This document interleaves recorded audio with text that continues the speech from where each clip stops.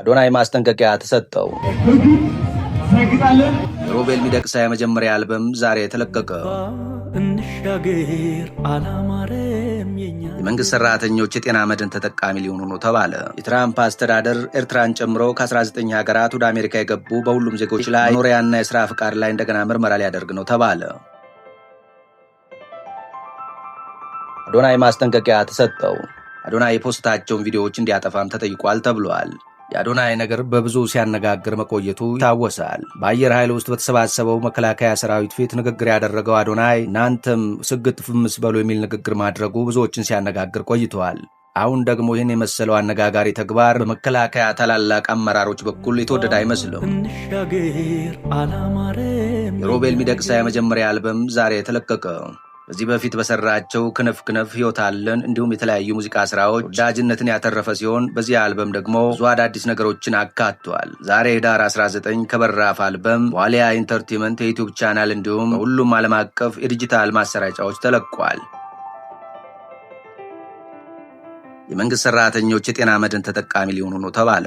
የመንግስት ሰራተኞች በቀጣይ 2019 ዓ.ም የጤና መድን አገልግሎት ተጠቃሚ ይሆናሉ ተብሎ እንደሚጠበቅ የኢትዮጵያ ጤና መድን አገልግሎት አስታወቀ።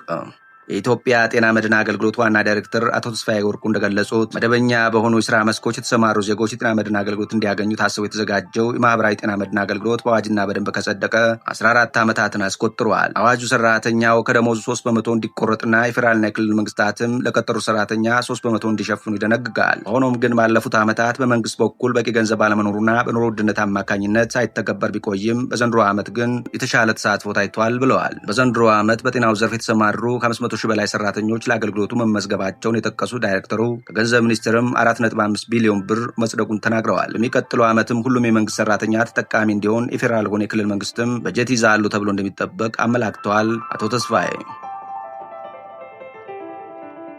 አሜሪካ የዜግነትና ኢሚግሬሽን አሰራሯን እንደገና ልትፈትሽ መሆኑ ታውቋል። በዋይት ሃውስ ላይ የተደረገው ጥቃት ስደተኞች ህይወት ላይ አደጋን ደቅኗል ተብሏል።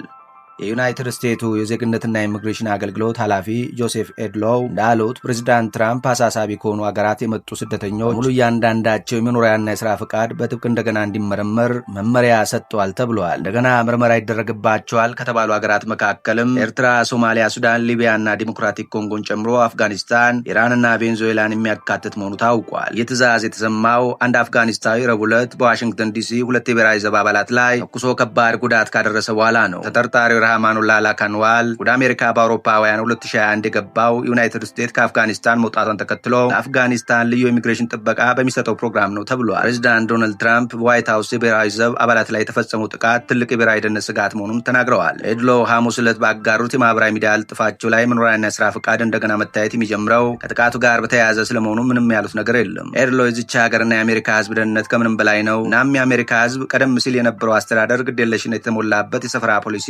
አይሸከምም ሲሉም ተናግረዋል። ያም ሆኖ ግን ዳግም የሚደረገው ምርመራ ምን እንደሚመስል ተጨማሪ ዝርዝሮች አልተገለጹም። ኤጀንሲው በሰኔ ወር የወጣው አዋጅ አሜሪካን ከውጭ አሸባሪዎችና ከሌሎች ብሔራዊና የህዝብ ደህንነት ስጋቶች ለመጠበቅ የውጭ ሀገር ዜጎች ወደ ሀገሪቱ እንዳይገቡ የሚከለክል ነው።